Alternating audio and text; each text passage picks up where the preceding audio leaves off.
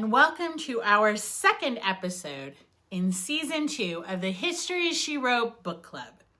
This time, we're tackling the Szpiorski book, The Beautiful Mrs. Seidenman, about a group of Poles living under Nazi occupation in 1943 Warsaw. And before I go any further, let's get one thing out of the way. I am not pronouncing any of this correctly. And unless you're Polish, you aren't either. Luckily, Poles seem to have an endless sense of humor about those of us who genuinely try to speak their language. And I, for one, understand that there are just some words that will never come out of my mouth.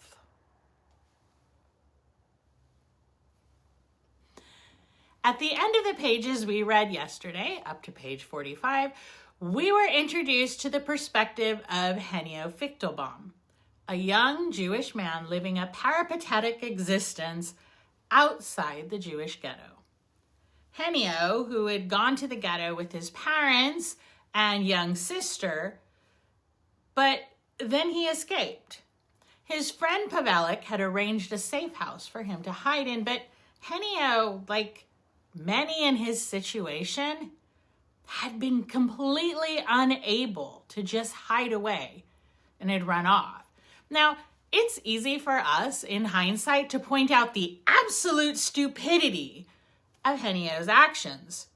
Readers know nearly immediately that Henio won't survive the war.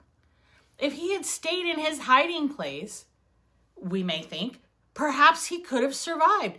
Maybe he would have lived. Some hidden Jews did, after all.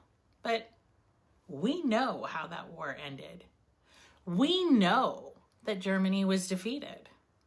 We know that those Jews who managed to stay hidden away and were not informed upon were able to emerge back into the very different world of 1945.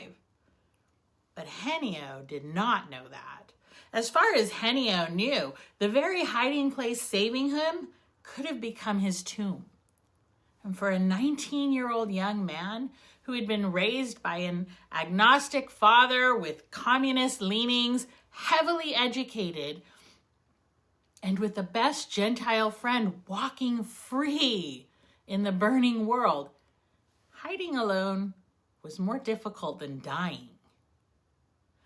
Another new character introduced in these pages, that of Sister Veronica, a large woman whose future as a nun was solidified at the age of 7 when she received a vision of Jesus telling her to go to Africa and teach Christianity. Sister Veronica never actually made it to Africa. Instead, she taught Christianity to an increasing number of Jewish children. She was determined would make it through the horrors of the Holocaust. Her story is not perfect. She began the war profoundly uncomfortable with Jewish children, but she was even more uncomfortable with the slaughter being perpetrated on those too young to have sinned. And she embraced the care and hiding of children brought to her with the zeal of one who felt she was given a mission by God.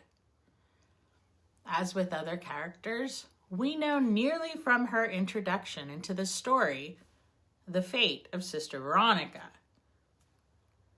She'll survive. And not only will she survive, but she will retain relationships with the children who were entrusted into her care until her death. But this, as in all wars, things are profoundly messy. What we do not yet know is how Sister Veronica will fit into this story that centers around the arrest of Mrs. Seidenman. But we'll soon find out. The hiding of Jewish children in Catholic orphanages was at first only a trickle, until a more definite plan was proposed by a woman named Irena Sendler, which would record the children's information separately in order to allow for reunification of families after the war. It wasn't cheap. In fact, it cost more than most could ever hope to afford. And there were strident arguments from within the Jewish community against the plan as well. But as ghetto liquidations gained in horrifying numbers, more children were sent to convents. And the Nazis, who were unable to accept the escape of even one Jewish child, were known to raid orphanages looking for hidden children. It was safer than the ghetto, but it wasn't safe. Nowhere was safe. Irena Sendler continued working to save Jewish children throughout the war.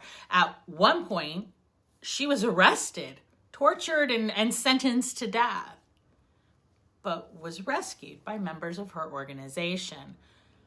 She's not a character in the book we're reading, but there are others like her represented. The end of this week's reading centers on Judge Rumniski, whose nightly bout with insomnia, I feel his pain, is interrupted by a phone call. It's a phone call that will connect yet more threads on the spider web of the story of the beautiful Mrs. Seidenman. And we'll get into that next week when we read up to page 127. And as a warning yet again, the unique style in which this book is written makes avoiding spoilers absolutely impossible. The entire book is a spoiler for itself. If you love this book as much as I do, I highly recommend a tour of Warsaw with our Polish history expert, Marta. Marta can take you to all the sites in the beautiful Mrs. Seidenman and tell you all the stories of a city reborn from its own ashes. It's all well and good to visit a city, but it's even better to understand it. And Marta is the perfect person to get you there. See you next week in 1943 Warsaw. Oh, I love it!